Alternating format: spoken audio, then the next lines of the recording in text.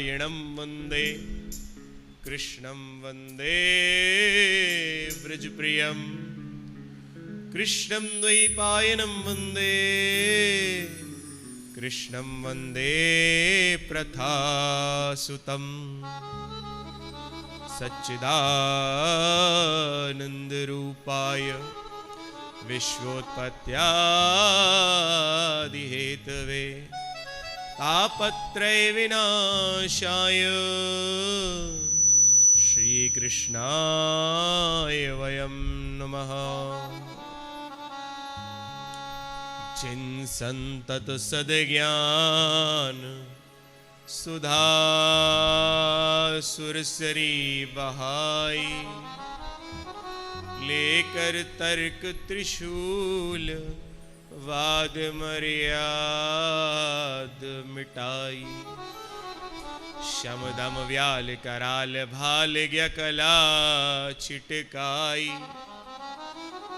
वर वैराग्य विभूति भूति भूषण सुखदाई जो सदघन सुख घन शांति घन बोध व्योम अविकार है उन शंकर मौली मणीन्द्र पर ये पत्र पुष्प निहिसार हैं। नंदितानि दिगंतानि यस्यानन्दाम्बुविन्दुना पूर्णानन्दं प्रभुं वन्दे स्वानन्दैकस्वरूपिणम्। सर्ववेदांत सिद्धांत गोचरं तम गोचरं गोविंदं परमानंदं सद्गुरुं प्रणतोस्म्यहम्। अकारण करुणावरुणालय भक्तवांछाकल्पतरु तड़द्युत विनिंदित पीतांबरधारी बालकृष्ण लाल की वांग्मयी प्रतिमूर्ति श्रीमद् भागवत महापुराण को हम सभी प्रणाम करते हैं। आज इसके प्रथम स्कंद में व्यास नारद संवाद का मैं अपनी बुद्धि शक्ति व सामर्थ्य अनुसार वर्णन करूंगा। तो शौनक जी ने पूछा, हे महाराज, सूत जी, जिस भागवत का आप हमें उपदेश दे रहे हैं, इस भागवत की रचना किसने की है? इसे लिखने वाला कौन है? कब की है और क्यों की है? तो द्वापरे समनुप्राप्ते तृतीये युग पर्यये जात है पाराशराद योगी वासव्याम कलया हरे। सूत जी कहते हैं, शौनक ऋषियों, जिस समय द्वापर के अंत में भगवान के कला अवतार श्री कृष्ण द्वैपायन वेदव्यास जी का अवतार हुआ, तब अपनी दिव्य दृष्टि से श्री वेदव्यास जी महाराज ने भविष्य पर दृष्टिपात करके देखा तो घोर कलिकाल के कलुषित प्राणियों का देखकर चित्त अशांत हो गया। जैसा कि हमारे महाराज जी बताते हैं और शास्त्रों में भी लिखा है कि संत का जीवन समाज के लिए होता है। व्यास जी एक परम संत हैं। शब्द ब्रह्म के द्वारा प्रभु की लीलाओं का गुणगान करना, ग्रंथों में लीलाओं का रचना करके जीव मात्र तक भगवान के कथाओं को पहुंचाने के लिए ही व्यास जी का अवतार हुआ है। तो व्यास जी ने क्या देखा? व्यास जी ने नेत्र बंद किए, ध्यान लगाया, कलयुग की तरफ दृष्टि डाली तो देखा मंदा सुमंदमतयो मंदभाग्या हिपद्रुता। वे क्या देखते हैं कि जीव जो है कलयुगी वह मंद है। अब उन्हें चिंता हुआ ही जीवों का कैसे कल्याण होगा। कलिकाल में लोगों की बुद्धि भी मंद है और भाग्य भी अति मंद है। कोई बुद्धिहीन व्यक्ति हो पर भाग्यवान हो तो काम चल जाता है। भाग्यहीन व्यक्ति हो पर यदि बुद्धिमान हो तो बुद्धि के बल पर अपना निर्वाह कर लेगा। पर बुद्धि और भाग्य दोनों ही अगर जीव के मंद पड़ जाएं तो ऐसे जीवों का कैसे कल्याण होगा।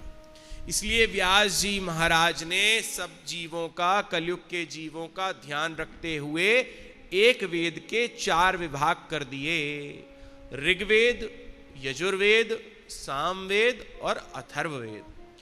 फिर भी उनके चित्त को शांति नहीं हुई, क्योंकि वेदों में ज्ञान का भंडार तो बहुत भरा पड़ा है, पर वेद के ज्ञान को समझने वाला कोई नहीं है। तो वेद की भाषा जटिल है, तो वेद की भाषा को और सरल करने के लिए उन्होंने पंचम वेद महाभारत की रचना कर दी। देखिए, जिसकी गति वेदों के ज्ञान में ना हो तो उसे महाभारत का स्वाध्याय करना चाहिए। महाभारत का स्वाध्याय करके वैदिक ज्ञान प्राप्त कर सकेंगे। इसीलिए महाभारत की रचना हुई, परंतु फिर भी व्यास जी का मन शांत नहीं हुआ। फिर व्यास जी ने पुराणों की रचना प्रारंभ की। एक एक करके 17 पुराण लिख डाले, पर व्यास जी का मन अभी भी असंतुष्ट है। सोच रहे थे कि अब क्या किया जाए कि अचानक एक भजन सुनाई पड़ा। वह कौन सा था?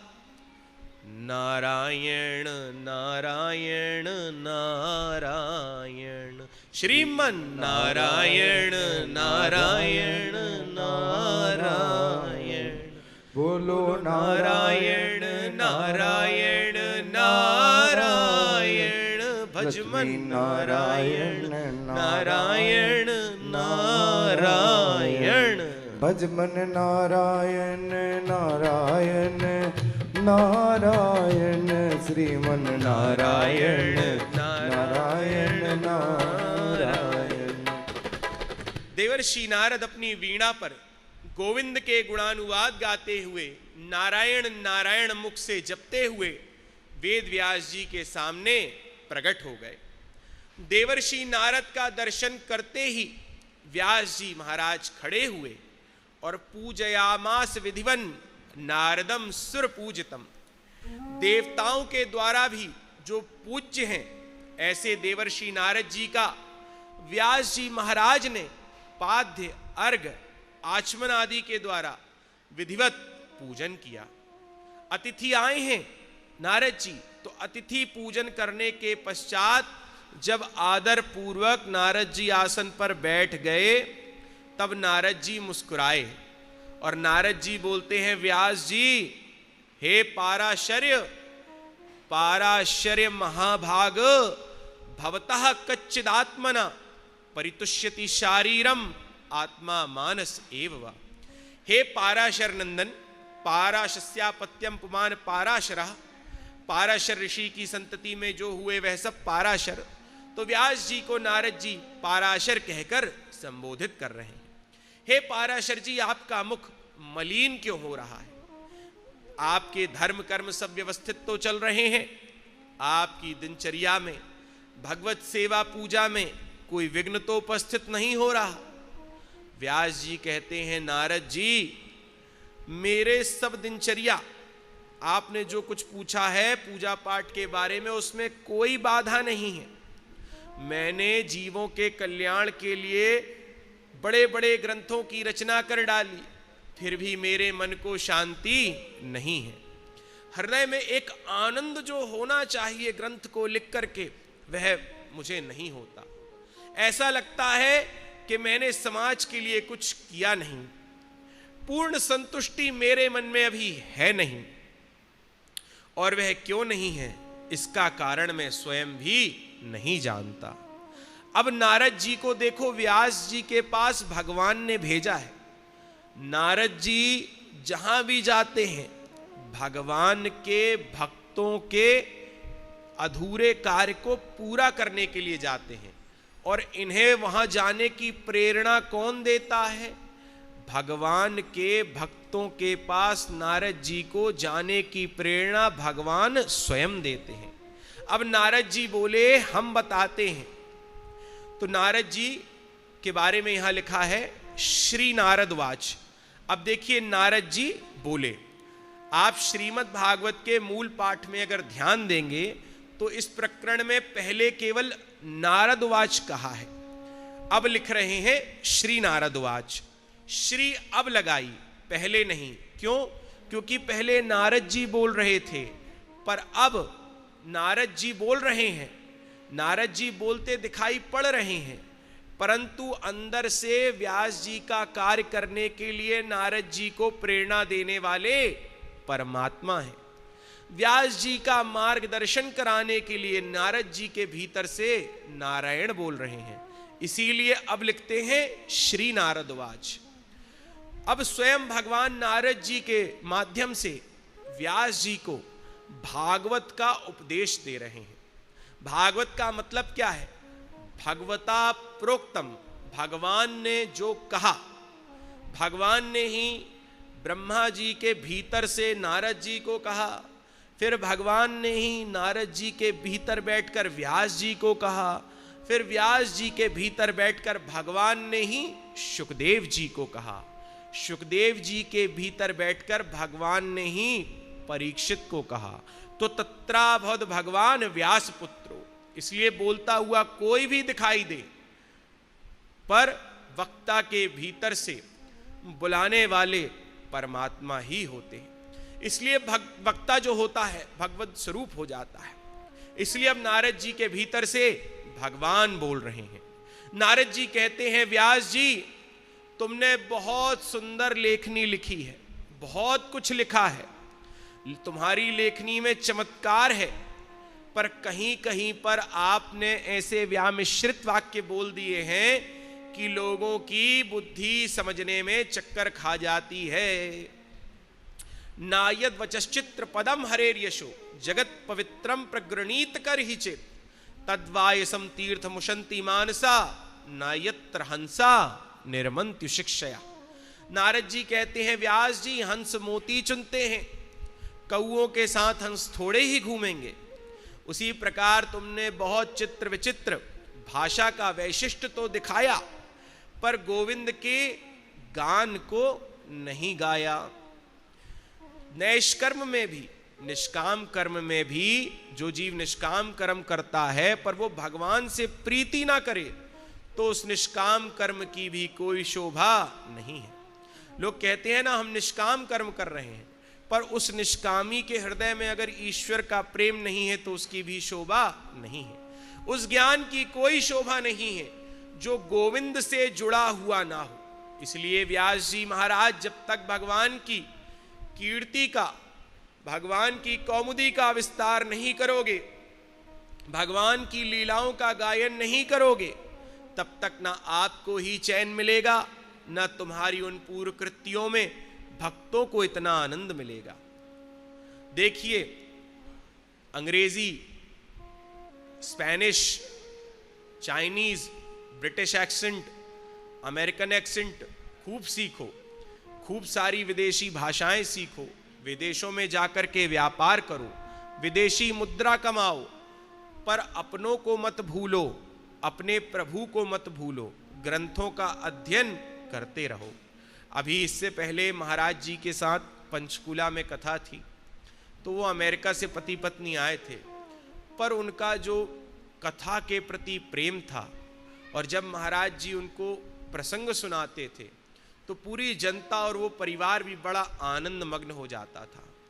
तो भारत और भारतीय संस्कार से प्रेम होना चाहिए, और भारतीय संस्कार से, अपने बड़ों से तभी प्रेम होगा जब भगवान के कीर्तन में जीव बैठेगा, जब भगवान का कीर्तन करेगा। नारद जी कहते हैं, दूर की बात छोड़ो, अरे अहम पुरातीत भवे भवम मुने दास्यास्तु कस्याश्चन वेदवादिनां निरूपितो बालक एव योगिनां शुश्रूषणे प्रावृषि निर्विवीक्षताम्। अरे व्यास जी, मैं आपको अपनी ही बात बताता हूं। मैं पूर्व जन्म में एक दासी का पुत्र था, पर मेरी माँ जो थी ना, वह संतों में बड़ी श्रद्धा रखती थी, ब्राह्मणों की भगत थी।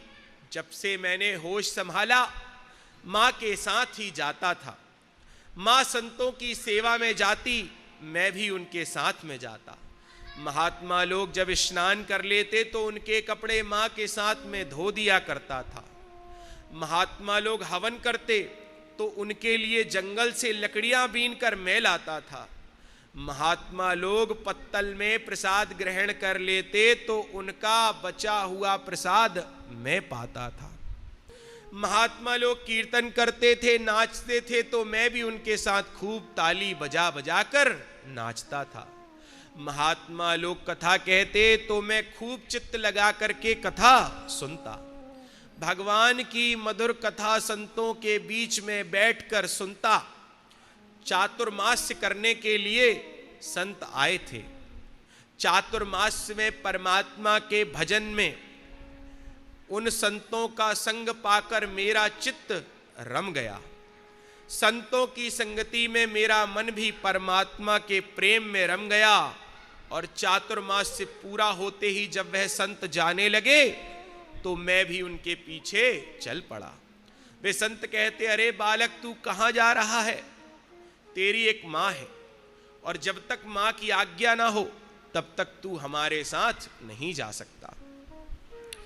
ऐसा मैंने संतों से सुना है, बड़ों से सुना है कि जिसका एक पुत्र होता है उसको संत बनना निषेध है, उसको अपने घर को संभालना होता है। हाँ, 4 पुत्र हों, 3 पुत्र हों तो फिर एक जा सकता है। तो महाराज जी के भी जीवन से जुड़ी एक कथा मैं आपको सुनाता हूं कि महाराज जी पहले बनारस पढ़ने आए 11 साल 1 महीने की उम्र में। फिर महाराज जी जब व्याकरण पढ़ लिए तो वृंदावन भागवत पढ़ने गए। तो संतों का संग बचपन से उनको मिलता रहा। उनके पिता भी उनको दुर्गा सप्तशती पढ़ाते थे। तो उनका मन जब उन्होंने अपना गांव छोड़ा और बनारस वास किया, जब वृंदावन वास किया तो वैष्णव संतों के साथ रह के, धर्म सम्राट स्वामी करपात्री जी महाराज प्रातः स्मरणी के साथ रह करके उनका मन बिल्कुल संसार से हट गया। वो चाहते थे कि हम संत बने। तो पूछा कि भाई कितनी बहनें हैं? तो उन्होंने बताया 5 बहन हैं। भाई कितने हैं? बोले 1 भाई हैं। अच्छा, वो कहाँ तक पढ़े हैं? बोले वो खेती करते हैं। तो पढ़े लिखे यही थे, बाहर भी निकल चुके थे। तो फिर उनको उनके गुरु ने, डॉक्टर गिरिराज शास्त्री वृंदावन में जो रहते हैं, जिनके पिताजी ने महाराज जी को पढ़ाया, उन्होंने आज्ञा नहीं दी। बोले तुम गृहस्थी बसाओ, घर का सहारा बनो। अधिकतर क्या होता है कि संतों के साथ रह रह करके प्रभु यहाँ चित्त में बैठ जाता है और फिर उसके बाद संसार अच्छा नहीं लगता। क्यों? क्योंकि संसार को बनाने वाला जो मूल कारण है, जब जीव ने उसको पकड़ लिया तो संसार को पकड़ना व्यर्थ लगता है। तो चातुर्मास्य में मैं तो संतों की सेवा करता रहा। नारद जी ऐसा कहते हैं कि मैंने अपने पूर्व जन्म में चातुर्मास्य में संतों की सेवा की। वो जाने लगे तो मैं भी चलने लगा। उन्होंने मुझे मना कर दिया। बोले तू अपनी माँ का एक लौता सहारा है, तुझे तेरी माँ आज्ञा दे तो ही तू भजन करने निकल सकता है। या तो अपनी माँ के पास जा, आज्ञा लेकर हमारे पास आ। माँ अगर आज्ञा देती है तो ठीक है, नहीं तो हम तुझे अपने साथ नहीं रख सकते। माँ की आज्ञा नहीं तो माता जी जब पधार जाएं तब तू हमारे साथ चलना। लिखा है मंत्र दे दिया और मंत्र दे करके वह संत उत्तर दिशा की ओर, यानी इस दिशा की ओर चले आए। ये उत्तर दिशा जो है ना, ये देवताओं की दिशा है। जब कोई गृहस्थ, कोई जीव विरक्ति धारण करता है तो वो हिमालय की, उत्तराखंड की पर्वत की कंदराओं में आश्रय लेता है और प्रकृति के बीच रहकर परमात्मा की आराधना करता है। यानी कि वो संसार से हटके इन गुफाओं में आ जाता है और इन गुफाओं में, कंदराओं में भजन करता है। क्यों? क्योंकि जब जीव अकेला होगा तभी उसे अपने स्वरूप का बोध होगा। हम सभी के अंदर परमात्मा को, जो परम शक्ति का केंद्र है, उसको प्राप्त करने का सामर्थ्य है, पर हमारी जो एनर्जीज हैं वो बढ़ चुकी हैं। बेटा, बेटी, पोता, पोती, घर, परिवार, संसार, संपत्ति, समस्याएं, इनने हमें घेर लिया है और जीव इस बहिर्मुखी संसार के समस्याओं के समाधान में अपनी एनर्जी को लगा देता है। अभी हम 15-17 दिन पहले यहाँ पे थे। अवधेशानंद जी, स्वामी श्री अवधेशानंद सरस्वती जी, आचार्य महामंडलेश्वर, उनके दर्शन किए। बड़ी इजी होकर के उन्होंने बातें की, बड़ी सरलता से। हजारों संतों की सेवा का दायित्व उन पे है, लेकिन बड़ी शांति से कहते, मैं तो अपने ब्रह्म सूत्र में रमा रहता हूं, मैं तो अपनी गीता में रमा रहता हूं। अब महाराज जी को देखिए क्या हो रहा है घर में, घर अभी कहाँ है, कौन कैसा घर बनाया किसका, कुछ नहीं पता। 15 साल हो गए, घर जाना आना ही नहीं, सबका चलता रहेगा, सबका चल रहा है, प्रभु सबका कर रहा है। ये सोच जो होती है ना, ये तब आती है जब संतों का संग प्राप्त करके, संतों के दिए हुए आशीर्वाद रूपी वचनों को हम बुद्धि में धारण करते हैं और एकांत में जब उनके शब्दों का स्मरण करते हैं तो वो हमारे चित्त में प्रकाश डालते हैं। और प्रकाश हुआ, अंधेरा गायब। अंधेरा क्या है? ये संसार और संसार से जुड़े हुए संबंध ही अंधेरा है। और प्रकाश क्या है? बोले प्रभु के स्वरूप का बोध हो जाना, परम तत्व का ज्ञान हो जाना, यही प्रकाश है। अब देखिए, हम यहाँ पे 18-19 साल के थे तो धर्मेंद्र जी के साथ, जो पुजारी जी हैं, इनके साथ गंगा जी जाते थे। तो हम लोग क्या करते थे, ये वाले घाटों पे नहीं नहाते थे, यहाँ सब गृहस्थी लोग थे, तो हम लोग 1 नंबर के आगे वहाँ घाट पे जाते थे। वहाँ पे साधु लोग नहाते हैं, वहाँ गृहस्थी ज़्यादा नहीं जाते। तो भैया के साथ जाते थे, तो हम ऐसे जा रहे थे, ऊपर से कुछ लोग अपने गुरुजी को कंधे पर बिठा कर ला रहे थे। तो मैं देख के हैरान, मैंने कहा भैया ये गुरुजी को कंधे पे क्यों बिठा के लाए हैं? तो भैया कहते हैं अरे संत हैं, ये चले गए हैं, अब शरीर है वो गंगा जी में समाधि लगा दी जाएगी। तो पहली बार ऐसा देखा, क्योंकि हमने तो कंधे पे देखा ना, वो राम नाम सत्य है, तो उन पहली बार ऐसा देखा। ऐसे बैठे थे वो संत, जा चुके थे शरीर अवस्था ऐसे, और उनके शिष्य उनको कंधे पे लिए, फिर उनको बहा दिया होगा, हम लोग आगे निकल गए। इत्तेफाक की बात कि हम 1 नंबर घाट पहुंच नहीं पाए, और वो संत की जो शरीर है, देह, वो बहते बहते एक जगह भंवर में फंस गई। अब भंवर में फंस गई तो हमने देखा, तो हमने क्या देखा, वो भंवर के ऊपर एक और संत की कुटिया थी, उसके पास एक बड़ा सा बांस का डंडा था। वो उस डंडे से संत के शरीर को धारा में लाने का प्रयास कर रहे थे, भंवर से निकाल के। तो पहली बार ये देखा, छोटी सी उम्र, तो वो बुद्धि ने एकदम कैच कर लिया, वो एकदम दिमाग में बैठ गया। महाराज जी कहते हैं बच्चों की जो बुद्धि होती है वो फोटोजेनिक होती है, वो जो एक बार देख लेते हैं ना, उनकी बुद्धि वो कैच कर लेती है। आपको याद होगा, आपको भी याद होगा, सन 1998 में सुबह 6 बजे महाराज जी की गीता पे प्रवचन आता था जी टीवी में 1998 में। तो हम स्कूल जाते थे, उसी समय तैयार होते थे, तो हमारी दादी बैठ करके देखती रहती थी। तो उस समय से ये हो गया कि दादाजी हैं ये नहीं जानते थे, ये बोध हो गया कि ये हैं, ये लाल कपड़े वाले, ये घर आते हैं और ये टीवी पे भी दिख रहे हैं। तो महाराज जी का जो हमने शुरू से दर्शन किया, वो दादा के रूप में नहीं, एक संत के रूप में दर्शन किया।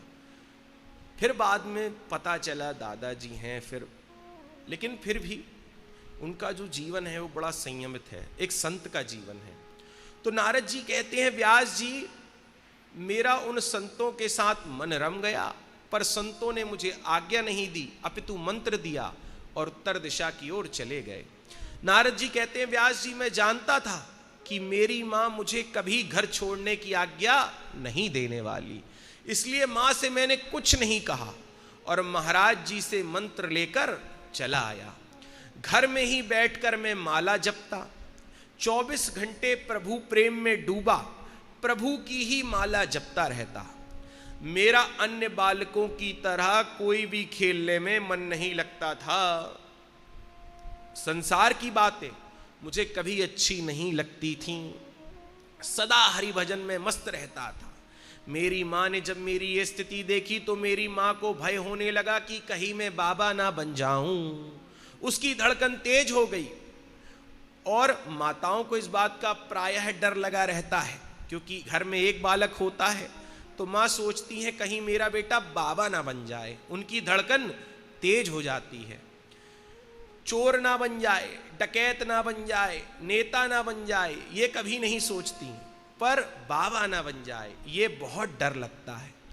अगर किसी एक घर के एक लौते बालक ने तिलक चंदन धारण किया, माला लेकर भजन किया, तो उनके माता पिता घबरा जाते हैं। नारद जी कहते हैं, मैं भी भजन करता, खेलता कूदता नहीं था तो मेरी माँ भी घबरा गई। अब मेरी माँ क्या करे कि जो भी मेरे घर में आए तो जो आए उससे यही कहे कि मेरे लाला की शादी के लिए एक लाली बताओ। अब मैं सुनता रहा। व्यास जी मुझे चिंता हो आई कि अभी माता जी जाने वाली हैं और माता जी गईं और बीवी को पीछे लगा गईं, तो फिर बीवी के जाने का इंतजार करो। तो इस प्रकार से तो भजन हो ही नहीं पाएगा। संसार का ही चिंतन होता रहेगा तो प्रभु का चिंतन कैसे होगा। एक दिन मेरी माँ को, वेद व्यास जी, एक दिन मेरी माँ को एक सांप ने, काले सांप ने, रात्रि के समय जब वो गैया दूहने जा रही थी, एक काले सांप ने डस लिया। मुझे लोगों ने बताया कि भैया तेरी माँ को नाग ने काट लिया। मैं सुनते ही मन में गदगद हो गया, मन में मैं बहुत खुश हुआ, पर संसारी लोग ये ना कहें कि माँ के मरने की खुशी मनाता है, इसीलिए थोड़ा सा मुंह नीचे कर लिया। मैया के मरने की खुशी मनाता है ऐसा लोग ना सोचें, इसलिए थोड़ा गंभीर हो गया। अनुग्रहम मन्यमानाः प्रातिष्ठम दिशमुत्तराम, भगवान की कृपा मानकर माँ का संस्कार किया और प्रातिष्ठम दिशमुत्तराम, उत्तर दिशा की ओर चल पड़ा। मैंने बताया ना आपको, सभी साधु, सभी संत, सभी ऋषि तपस्या के लिए उत्तर दिशा की ओर ही जाते हैं। तो अब मैं ये नारद जी कहते हैं, मैं छोटा था, मुझे लगा कि वो संत उत्तर दिशा की ओर गए हैं, ज्यादा दूर नहीं गए होंगे, पर वो तो कब के गए। तो मैं जब उत्तर दिशा में बहुत लंबा चल लिया तब मैं थक गया और मुझे सरोवर दिखा। सरोवर में मैंने स्नान किया, जल पिया, जल पीकर प्यास बुझाई। स्नात्वा पित्वा हृदय नद्या उपस्पृष्टो गतश्रमः, पानी पीकर, पहले स्नात्वा स्नान किया, पित्वा जल पिया, हृदय नद्या, और उस सरोवर में अपने स्नान आदि करके अपनी थकान मिटाई। जब मेरा परिश्रम दूर हो गया, मेरी थकान समाप्त हो गई, तो वहीं एक वृक्ष था। उस वृक्ष की सघन छांव में मैं बैठ गया और भगवान का चिंतन करने लगा। बैठ गया तो आसन जमाकर आंख बंद करके वही मंत्र जपने लगा जो संतों ने मुझे दिया था। फिर क्या हुआ, उस मंत्र का प्रभाव ऐसा हुआ, उस सरोवर में उस वृक्ष के नीचे बैठकर जैसे ही उस मंत्र का जाप किया कि हृदया सिन्मे शनैर हरि, ध्यान करते ही श्री हरि मेरे हृदय में प्रकट हो गए।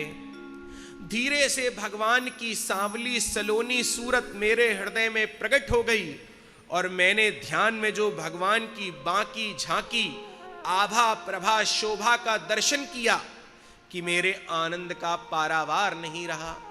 मेरी साधना सफल हो गई, मैं प्रसन्न हो गया, मुझे लगा मैं सिद्ध हो गया, मुझे आज नारायण का साक्षात्कार हो गया।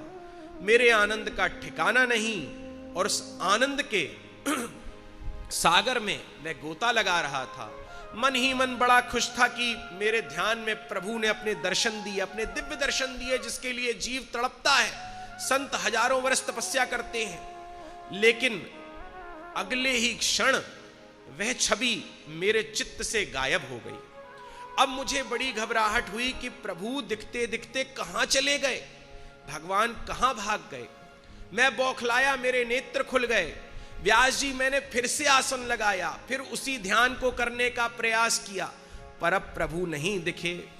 मैं मन में सोचता, हाथ उठाकर मैं बोल रहा था कि प्रभु मुझसे कौन सा दोष बन गया कि इतने सुंदर छवि का दर्शन कराते कराते आप गायब हो गए। मैं रोने लगा, छोटा सा बालक था। अचानक आकाशवाणी हुई, प्रभु की आकाशवाणी हुई। अविपक्व कषायाणाम दुर्दर्शोहम कुयोगिनाम।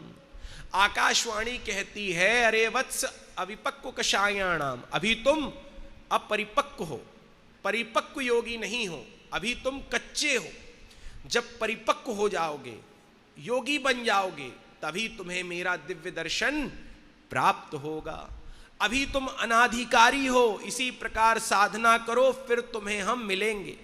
मैं बोला, महाराज जब मिलना नहीं था तो अपनी दिव्य रूप की चटनी क्यों चटा दी? अब तो मैं उस स्वरूप को बार बार देखने के लिए लालायित हो रहा हूं। तो तभी आकाशवाणी हुई कि अभी तुम कच्चे हो, अभी तुम भजन करो, और जब भजन करोगे तो तुम्हें मेरा जो दिव्य रूप है उसका दर्शन होता रहेगा। मैं तुम्हें अपना मानसी पुत्र बना लूँगा। ऐसा कहकर के आकाशवाणी लुप्त हो गई। वह नारद जी बताते हैं कि मैं अपने पूर्व जन्म में भगवान का ही ध्यान करता, भगवान के ही नामों का गुणगान करता, भगवान का ही भजन करता। तो ऐसा हुआ कि भगवान का भजन करते करते मेरा पांच भौतिक देह छूट गया, और वही जो दासी पुत्र, बालक दासी पुत्र था, वही बालक अब ब्रह्मा जी का मानस पुत्र बनके नारद के रूप में प्रकट हो गया। तो व्यास जी, जब मैं एक दासी का पुत्र होकर ब्रह्मा जी का पुत्र बन सकता हूं भजन के प्रभाव से, तो क्या नहीं हो सकता।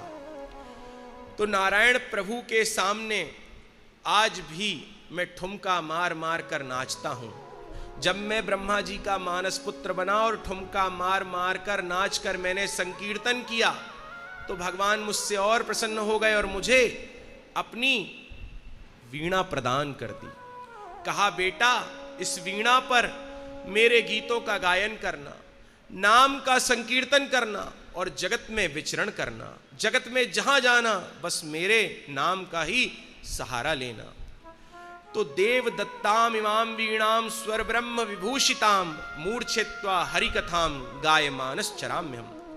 नारद जी कहते हैं, मैं उन्हीं के गीत गाता घूम रहा हूं व्यास जी, इसलिए आपसे भी निवेदन है कि आप भी श्री नारायण के गुणानुवाद गाओ, उनकी कथाएं लिखो, क्योंकि जब आप उनकी कथाओं का ग्रंथ लिखोगे तो उस ग्रंथ को भगवान के भक्त पढ़ेंगे, सुनेंगे, अनुमोदन करेंगे, और जब भगवान के भक्त आपके इस ग्रंथ को पढ़ेंगे तो प्रभु प्रसन्न होकर आप पर कृपा करेंगे, आपको स्वतः ही आनंद मिलने लगेगा।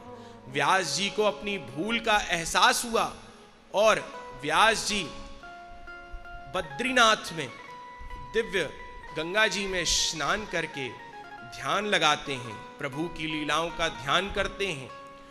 गणेश जी को बुलाया, गणेश जी का आवाहन किया, गणेश जी लिखते गए और व्यास जी बोलते गए, और 18,000 श्लोकों की ये भागवत संहिता प्रकट हो गई।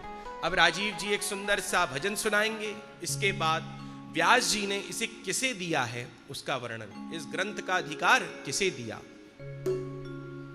हरि का भजन करो, हरि है तुम्हारा, हरि का भजन करो, हरि है तुम्हारा, हरि के भजन बिना, हरि के भजन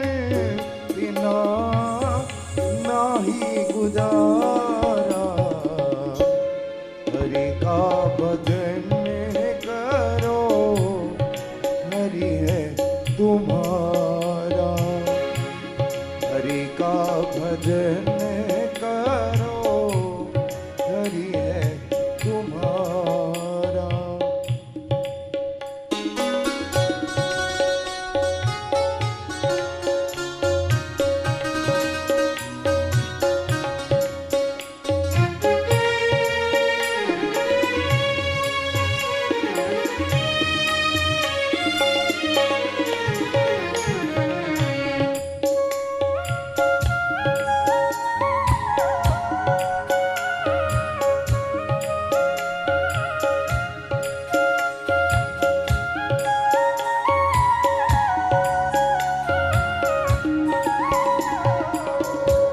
हरि नाम से तेरा काम बनेगा,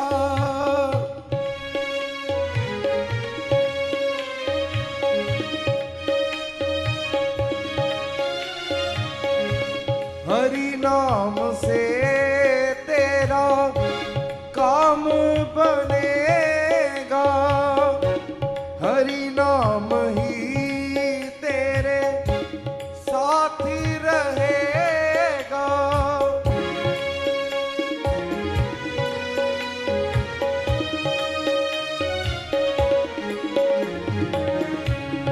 हरि नाम लेने वाला, हरि नाम लेने वाला, हरि का है प्यारा, हरि का भजन करो, हरि है तुम्हारा।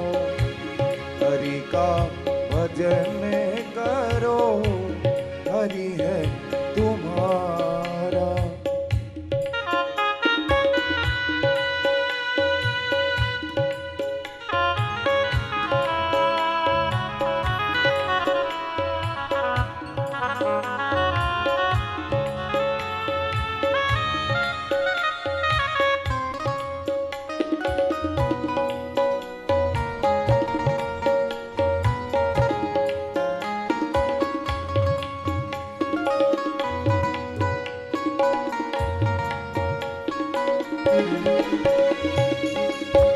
कोई कहे राधे श्याम, कोई कहे सीताराम,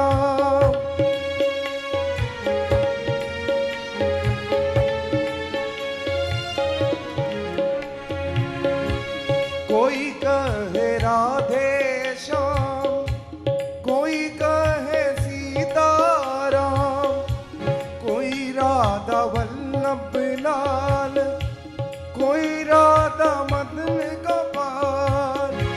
यही हरि करुणा सिंधु, यही हरि दीन बंधु, नमो बारंबार। हरि का भजन करो, हरि है तुम्हारा। हरि के भजन बिना, हरि के भजन बिना नहीं गुजारा। हरि का भजन करो, हरि है तुम्हारा।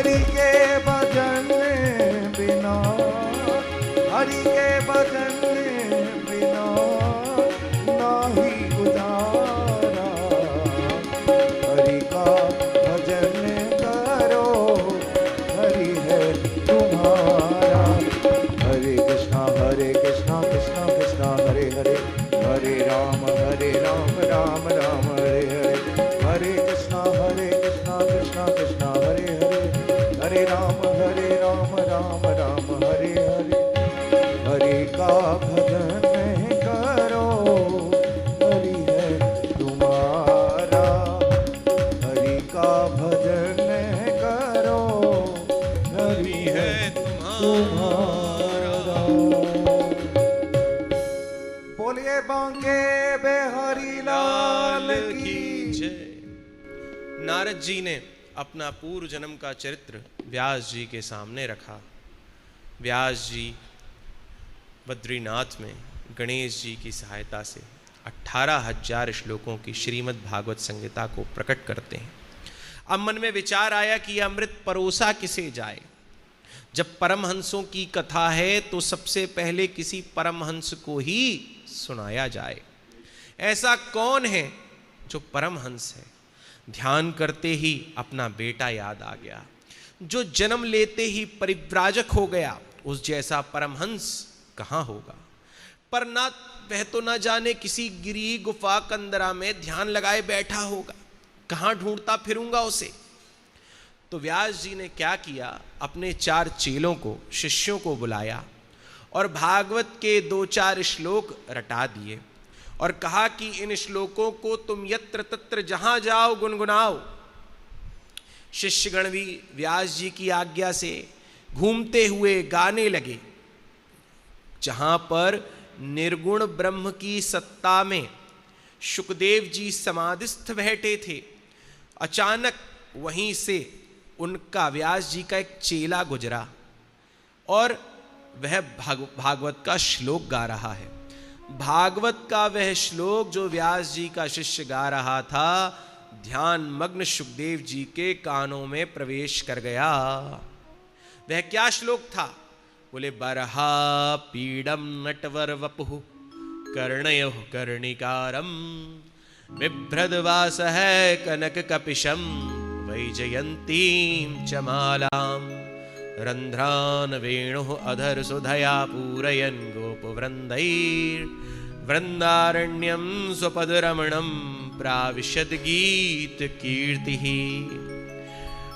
उस श्लोक का अर्थ है कि मोर पंख धारण किए हुए श्री कृष्ण दिव्य पीतांबर ओढ़े हुए, वंशी बजाते हुए, गाय चराते हुए, ग्वालों से अपनी यश का, कीर्ति का श्रवण करते हुए वृंदावन में प्रवेश पा रहे हैं। जैसे ही ये श्लोक कान में पड़ा, शुकदेव जी की समाधि खुल गई। वाह, ऐसे मोर मुकुट वंशी वाले का दर्शन तो हम भी करेंगे। अरे क्या अद्भुत छटा है, क्या प्यारी झांकी है। ऐसे श्री कृष्ण को तो देखना चाहिए, ये देखने योग्य हैं, चलो चलकर देखें। परंतु फिर शुकदेव जी का विचार बदल गया।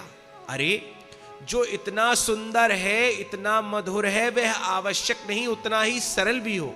सुंदर लोग जो होते हैं वो थोड़े से घमंडी होते हैं। अरे कहां कहां ढूंढता फिरूंगा, उसे मिलेगा भी नहीं, मिल भी गया तो स्वीकार करेगा कि नहीं, मुझे अपनाएगा कि नहीं। जो सुंदर है वह स्वभाव से भी सुंदर हो, इसकी कोई गारंटी नहीं है। अपने चित्त को शुकदेव जी ने फिर रोक लिया और पुनः ब्रह्म चिंतन करने का प्रयत्न करने लगे। उस रूप सुधा के प्रति अपने मन में जो खिंचाव श्री कृष्ण की रूप को सुन के पैदा हुआ था, उसे रोकने का प्रयत्न करने लगे। पर जैसे ही ब्रह्म चिंतन करने का प्रयास करते हैं कि मोर मुकुट वंशी वाला चित्त में प्रकट हो जाता है। स्वभाव के प्रति संदेह हो रहा था। चलो सुंदर है, पर स्वभाव सुंदर हो ऐसा नहीं हो सकता। शुकदेव जी अपने मन को हटाने का प्रयास कर रहे हैं। तब तक उन्हीं व्यास जी के शिष्य ने दूसरा श्लोक गुनगुना दिया। इस श्लोक में भगवान के स्वभाव का वर्णन है। भगवान का स्वभाव कैसा है, वह ब्राह्मण व्यास जी का शिष्य भगवान के स्वभाव का वर्णन इस श्लोक में करता है कि अहो बकीयम स्तनकालकूटम जिघांसया पायेदप्य साध्वी लेभे गतिम धात्रयुचितां ततोन्यम कं वा दयालुं शरणं व्रजेम।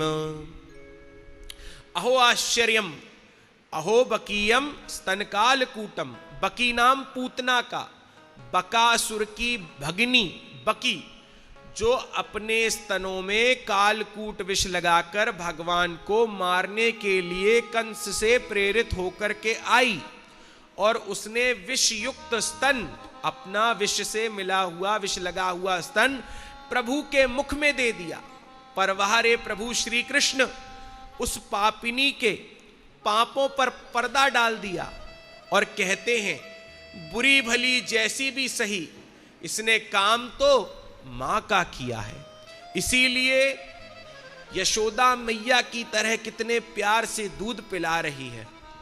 तो जो गति यशोदा को, देवकी को बाद में दी, वही गति प्रभु ने पूतना को पहले प्रदान कर दी। लेभे गतिम धात्र्युचिताम ततोन्यम कम्वा दयालुम शरणम व्रजेम। अब सुखदेव जी सोच पड़ गए कि ऐसा दयालु कौन होगा, कौन अभागा है जो ऐसे प्रभु की शरण ग्रहण स्वीकार ना करे, उनकी शरण में आना ना चाहे। जैसे ही सुखदेव जी ने सुना, वाह इतने सरल, इतने सुंदर, इतने मधुर, तो उनका जो चित्त है वो खिंचा चला गया। वे सुखदेव जी अपने आप को रोक नहीं पाए। लिखा है हरेर गुणाक्षिप्त मतिर भगवान बादरायणी अधिगान महदाख्यानम नित्यम विष्णु जनप्रिय। हरि का अर्थ ही होता है हरण करने वाला। उस हरि ने सुखदेव जी का चित्त भी हर लिया। चुंबक की तरह चित्तचोर श्री कृष्ण के चरणों में चिपक गया। सुखदेव जी खिंचे चले आए और उन ब्राह्मणों से कहते हैं, अरे भैया बड़े प्यारे प्यारे श्लोक सुनाए, जरा दो चार और सुना दो। वह ब्राह्मण कहते हैं कि हमारे पास तो जितना था हमने सुना दिया, और अगर ज्यादा आनंद लेना है तो हमारे जो गुरुदेव है ना, जो आपके पिता हैं व्यास जी, उनके पास 18,000 श्लोकों की दिव्य परमहंसीय संहिता, पावन संहिता प्रकट है। सुखदेव जी कहते हैं ब्राह्मणों कहां हैं? ब्राह्मण कहते हैं आइए हम आपको ले चलते हैं। आत्मा रामाश्च मुनयो निर्ग्रंथा अप्युरुक्रमे कुर्वन्त्यहितु किम भक्तिम इत्थम भूत गुणो हरि। सूत जी कहते हैं शौनकादि ऋषियों, श्री कृष्ण के गुणानुवाद ही इतने दिव्य हैं कि किसी का भी मन खिंच जाएगा। चुंबक की शक्ति जितनी अधिक होगी उतनी ही शीघ्रता से खींचता है। थोड़ी बहुत गंदगी भी लगी हो तो भी चुंबक खींच लेता है, और कहीं विशुद्ध लोहा हो तो फिर कहना ही क्या है। जिस लोहे में बहुत ज्यादा गंदगी लगी हो, मोटी मोटी कीचड़ की परत लगी हो, अनेक वस्त्रों से लिपटा हुआ पड़ा हो, तो चुंबक की शक्ति अच्छा काम नहीं करती। खींचने वाली चीज जो है ना, वो साफ होनी चाहिए, निरावरण होना चाहिए, उसमें कोई कपड़ा नहीं लिपटा हो, लोहे में कीचड़ ना लगी हो, तो चुंबक क्या करती है? तुरंत खींच लेती है। ऐसे ही श्री कृष्ण के जो गुणानुवाद हैं वो चित्त को खींचते हैं, पर चित्त कैसा होना चाहिए? बोले शुद्ध होना चाहिए, उसमें दुर्वासनाओं के वस्त्र ना लिपटे हों। भगवान जब देखते हैं कि मेरे भक्त का चित्त जो है वो स्वच्छ है, तो भगवान उसमें वास कर जाते हैं। सुखदेव जी का चित्त शुद्ध नहीं है, वो तो परम विशुद्ध है, इसलिए खिंच गया, चिपक गया। अपने आप को सुखदेव जी रोक ना सके। निर्ग्रंथ थे, सारी ग्रंथियां जिनकी खुल चुकी हैं। अज्ञान की भी ग्रंथियां होती हैं, अविद्या, अस्मिता, राग, द्वेष, अभिनिवेश, ये अज्ञान की ग्रंथियां हैं जिनके जीवन से खुल चुकी हैं। इसलिए निर्ग्रंथ अथवा संग्रह की भी कोई ग्रंथि नहीं। बहुत से विरक्त भी इस संसार में आप देखेंगे तो विरक्त भी आश्रम का, पद का, प्रतिष्ठा का, चेलों का कुछ ना कुछ संग्रह करके रखते हैं। पर सुखदेव जी कैसे हैं? उनकी कौपीन की ग्रंथि भी नहीं है, कौपीन की ग्रंथि से भी रहित हैं। क्या लिखा है? अलक्ष्य लिंगो निजलाभ तुष्टो, वे अपने आत्मा में ही रमण करते हैं।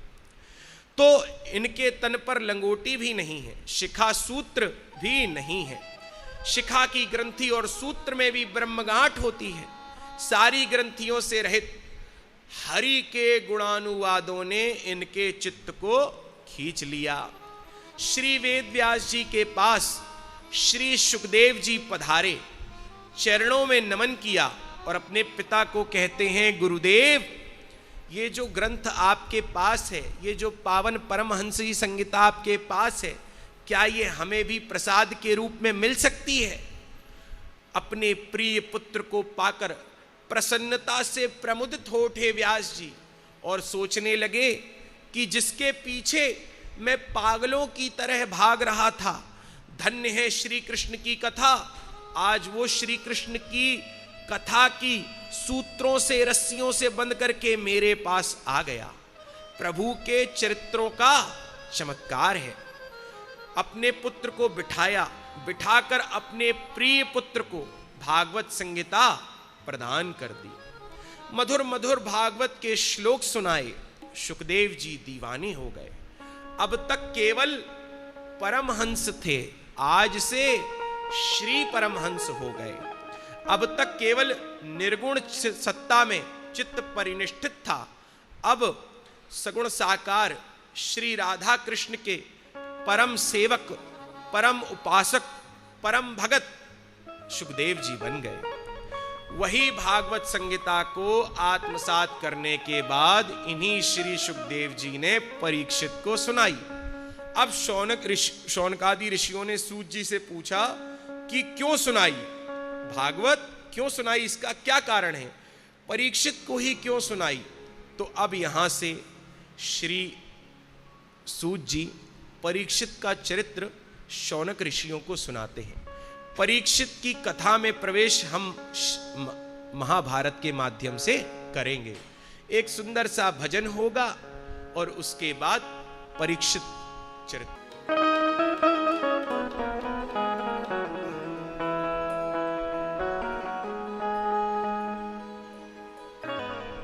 मेरे बांके बिहारी, मेरे बांके बिहारी, आ गया मैं शरण तेरी। मेरे बांके बिहारी, आ गया मैं शरण तेरी, आया मैं शरण तेरी, मैं शरण तेरी, आया मैं शरण तेरी। मेरे बांके बिहारी, मेरे रमन बिहारी, आ गया मैं शरण तेरी। मेरे बांके बिहारी, आ गया मैं शरण तेरी। जय हो।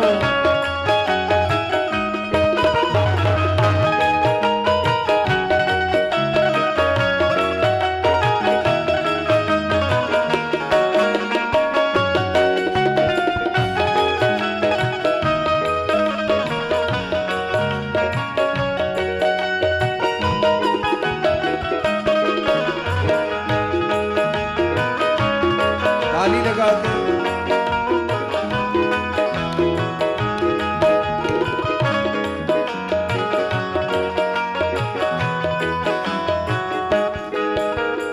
जाने कहाँ कहाँ पर भटका तेरा दीवाना, जाने कहाँ कहाँ पर भटका तेरा दीवाना, जाने कहाँ कहाँ पर भटका तेरा दीवाना, जाने कहाँ कहाँ पर भटका तेरा दीवाना। करिए तुम्हारा प्यारे मेरा आखिरी ठिकाना, करिए तुम्हारा प्यारे मेरा आखिरी ठिकाना। जिस पर किया भरोसा उसने ही आँख मेरी, जिस पर किया भरोसा उसने ही आँख मेरी। मेरे बांके बिहारी, मेरे रमन बिहारी, आ गया मैं शरण तेरी। मेरे बांके बिहारी,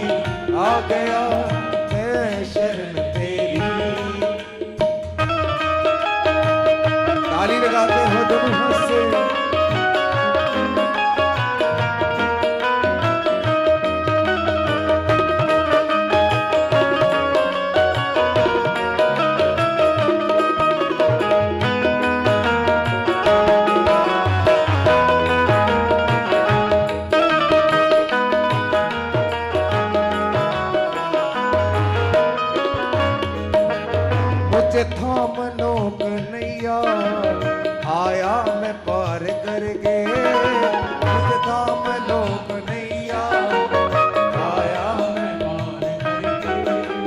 मुझे अपनी शरण दे दो, सुखों से झोली भर के। मुझे अपनी शरण दे दो, सुखों से झोली भर के। ऐसा मरे बता दे, किस बात की है मेरी। ऐसा मरे बता दे, किस बात की है मेरी। मेरे बांके बिहारी, मेरे रमन बिहारी, आ गया मैं शरण तेरी। मेरे बांके बिहारी, आ गया मैं शरण तेरी। ताली की सेवा करते हुए दोनों हाथ से।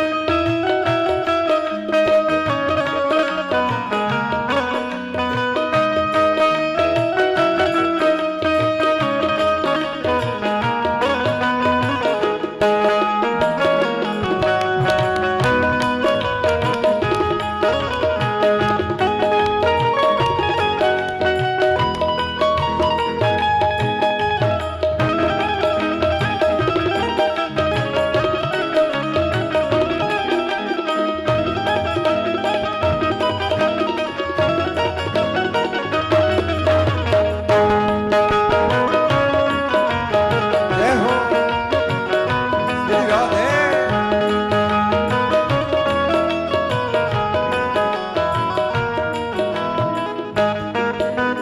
चरणों की धूली दे दो, मुझको है दीन दयालु। चरणों की धूली दे दो, मुझको है दीन दयालु।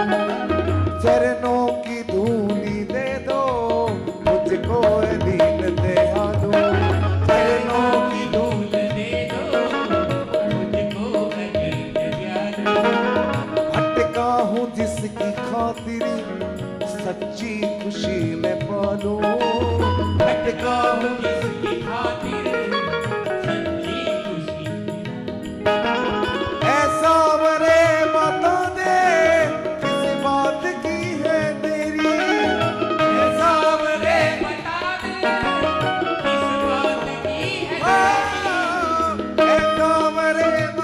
दे, किस बात की है मेरी। ऐसा मरे बता दे, किस बात की है मेरी। मेरे बांके बिहारी, मेरे रमन बिहारी, आ गया मैं शरण तेरी।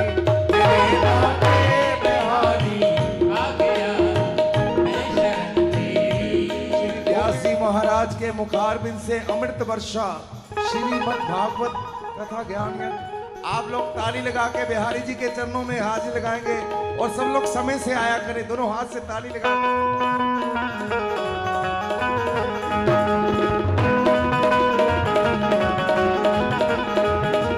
दुख सुख संकट के रखवारे, भक्तों की आंखों के तारे।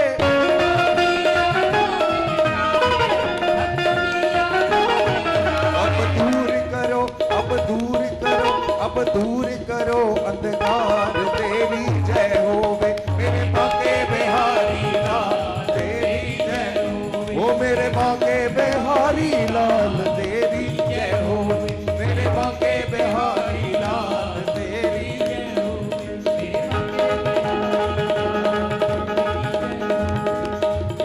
मेरे बांके बिहारी, मेरे रमन बिहारी, आ गया मैं शरण तेरी। मेरे बांके बिहारी, आ गया मैं शरण तेरी। मेरे बांके बिहारी, आ गया मैं शरण तेरी। बोले बांके बिहारी लाल की जय। श्री व्यासी महाराज की। तो यदा मृधे कौरव सृंजयानाम, वीरेश्वथो वीर गतिम गतेषु, व्रकोदरा विद्य गदा विमर्शा, भग्नोरुदंडे धृतराष्ट्र पुत्रे। सूत जी कहते हैं ऋषियों, ये उस समय की बात है जब कुरुक्षेत्र में महाभारत के युद्ध में सभी कौरव मारे गए और पांडवों को विजय प्राप्त हुई, अंतिम युद्ध चल रहा था, भीम की गदा ने दुर्योधन की जंगा तोड़ दी और दुर्योधन मूर्छावस्था में पड़ा हुआ है। पांडव दुर्योधन को छोड़कर अपने शिविर में चले गए। एकांत में दुर्योधन के पास कुरुक्षेत्र की भूमि में जहां दुर्योधन घायल है वहां अश्वत्थामा आया। कई हिंसक जीव, चील गिद्ध दुर्योधन को मरा हुआ समझ करके उसके ऊपर झपट रहे हैं उसे खाने के लिए, पर घायल अवस्था में दुर्योधन उन्हें भगाते भगाते, उन जीवों को भगाते भगाते, चील गिद्धों को भगाते भगाते संत्रस्त हो रहा है। यह दुर्दशा जब दुर्योधन की अश्वत्थामा ने देखी, गुरु द्रोण के पुत्र अश्वत्थामा ने जब ये देखा तो वह दुर्योधन के पास आया। वह कहता है, मित्र दुर्योधन, मैंने तुम्हारा वो राजसी ठाट बाट देखा, वो तुम्हारी हुकूमत देखी, वो तुम्हारा स्वर्ग जैसा शासन देखा, वो तुम्हारा दिव्य जीवन देखा, और आज तुम मूर्छावस्था में कुरुक्षेत्र की इस भूमि में अधमरे घायल पड़े हो। तो वह कहता है, दुर्योधन कहता है, हे मित्र अश्वत्थामा, अगर तुम मुझे अपना मित्र मानते हो तो मेरा एक काम कर दो। देखो, हम 100 भाई थे, हम में एक नहीं बचा, और वो 5 भाई थे, उनमें एक भी नहीं मरा। एक की भी अगर संख्या कम हो जाए तो मुझे चित्त में कुछ संतोष मिल जाए। अश्वत्थामा कहता है, तुम एक की बात करते हो, मैं 5 का सिर काट कर ले आऊंगा। ऐसा कहकर विश्वास दिलाकर दुर्योधन को अश्वत्थामा चल पड़ा। सोचने लगा कि क्या किया जाए, तो कागलूक न्याय से हमला करता है। अकेले जैसे एक उल्लू अंधेरे में सभी कौओं पर विजय प्राप्त कर लेता है, यही न्याय अश्वत्थामा की समझ में आया। पांडव इस समय शक्तिशाली हैं, श्री कृष्ण उनके साथ में हैं, तो छल से उनको मारा जा सकता है। पर प्रभु श्री कृष्ण तो पांडवों को बचाना चाहते हैं, और प्रभु जिसे बचाना चाहते हैं, जो कुछ करना चाहते हैं, उनकी इच्छा के विपरीत कुछ नहीं हो सकता।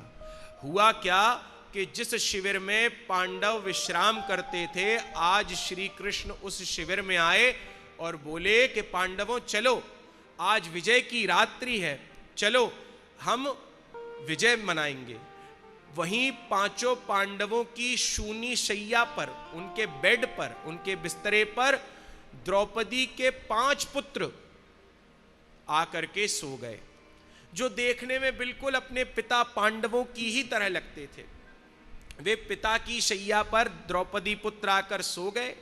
रात्रि में अश्वत्थामा ने जब आक्रमण किया तो उन 5 पांडव पुत्रों को ही पांडव समझ लिया और रात्रि में उनका गला काट दिया। सिर लेकर आया और कहता है, देखो दुर्योधन, मैं 5 का सिर लाया हूं। दुर्योधन भी प्रसन्न हो गया, पर जब गौर से दुर्योधन ने देखा तो वह कहता है, अरे ये पांडव नहीं है, ये तो पांडव पुत्र हैं। मेरी लड़ाई पुत्रों से नहीं थी, पांडवों से थी। अब ये मर गए, अब जब मैं ऊपर जाऊंगा ना तो मुझे कोई जल देने वाला भी नहीं बचेगा, क्योंकि मेरी तो सारी संतति इसमें मिट गई। युद्ध में पांडवों के बच्चे बचते तो वो हमें तर्पण करते, अब ये भी मर गए। तो इस प्रकार से बड़ी बुरी दुर्दशा में कुरुक्षेत्र की भूमि में तड़पते तड़पते दुर्योधन समाप्त हो गया। यहां द्रौपदी को पता चला कि मेरे 5 पुत्र मारे गए तो अत्यंत चित्कार कर उठी, छाती पीट पीट कर विलाप करने लगी। यहां भागवत में लिखा है, माता शिशूनाम निधनम सुतानाम निशम्य घोरम परितप्यमाना तदा रुदद्वाष्प कलाकुलाक्षी ताम सांत्वयन्नाह किरीटमाली। द्रौपदी की इस व्यथा को देखकर गांडीवधारी अर्जुन ने यह प्रण लिया कि मैं अश्वत्थामा को छोड़ने वाला नहीं। श्री कृष्ण को सारथी बना करके, धनुष हाथ में लेकर के, बाण हाथ में लेकर के अर्जुन अश्वत्थामा का पीछा करता है। अश्वत्थामा बहुत भागा, जब समझ गया कि अब मैं बचने वाला नहीं तो उसने ब्रह्मास्त्र चला दिया। अश्वत्थामा को ब्रह्मास्त्र लौटाना नहीं आता था, पर चलाना सीख लिया था। अब अर्जुन भयभीत हो गए तो श्री कृष्ण कहते हैं तुम भी ब्रह्मास्त्र चलाओ। जब दोनों ब्रह्मास्त्र टकराए तो संसार जलने लगा। श्री कृष्ण की आज्ञा से अर्जुन ने दोनों ही ब्रह्मास्त्र को शांत कर लिया और दौड़कर अश्वत्थामा को बंदी बना लिया। रस्सियों में बुरी तरह बांधकर रथ में लाकर पटक दिया। भगवान कहते हैं ऐसे बांधो नहीं, यही मृत्यु दंड दो, ये आतताई है। सोते हुए प्रबल शत्रु को भी मारना नहीं चाहिए। इसने सोते सोते बच्चों को, दूध मुंहे बच्चों को मारा है। भागवत में लिखा है मत्तम प्रमत्तम उन्मत्तम सुप्तम बालम स्त्रियम जडम प्रपन्नम वीरथम भी तम नारिपुम हंति धर्मविद। जो धर्मवेत्ता होते हैं ऐसे पुरुष स्त्री को, बालक को, मतवाले को, पागल को, सोते हुए शत्रु को कभी नहीं मारते। इसने अधर्म किया है अर्जुन, इसे छोड़ो नहीं। अर्जुन ने कहा सरकार छोड़ने वाला नहीं हूं, पर जिसके सामने मैं प्रण लेके आया हूं उसके सामने ही इस अश्वत्थामा को मारूंगा। अब जैसे ही बांध करके ला करके अर्जुन ने द्रौपदी के सामने अश्वत्थामा को पटका। द्रौपदी ने देखा रस्सियों से बंधा हुआ है अश्वत्थामा, कर्म ही इतना जुगुप्सित किया है कि आंखें उठा के देख नहीं सकता, तो तुरंत खड़ी हुई और अश्वत्थामा की रस्सियां खोलने लगी। अर्जुन कहता है क्या कर रही हो? भीम कहते हैं क्या कर रही हो द्रौपदी? द्रौपदी कहती है मुच्चिताम मुच्चितामेश ब्राह्मणो नितराम गुरु। अरे ये कौन है?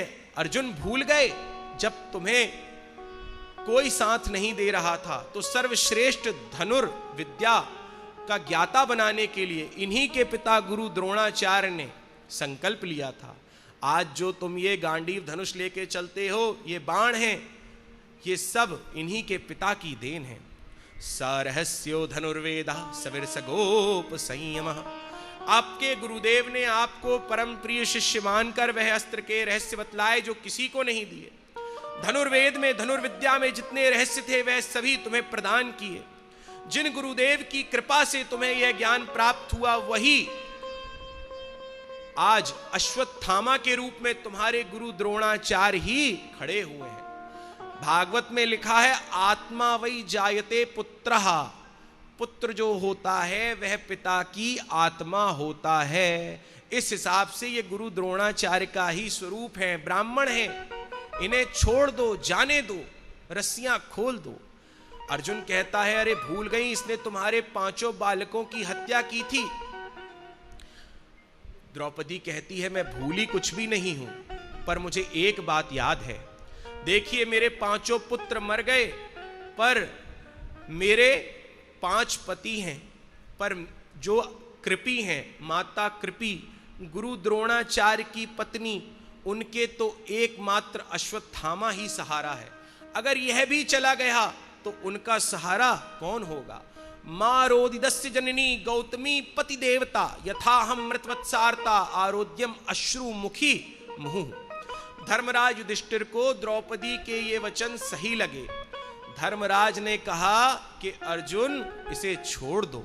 भीम आ गए गदा लेके, बोले नहीं आप छोड़ दोगे तो मैं नहीं छोड़ने वाला। अब बड़ा ही एक अजीब सा माहौल हो गया।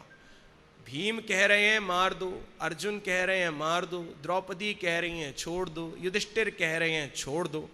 अर्जुन बड़े असमंजस में पड़ गए, विचार कर रहे हैं। जब बात बहुत ज्यादा उलझती चली गई तो अर्जुन श्री कृष्ण के पास आए।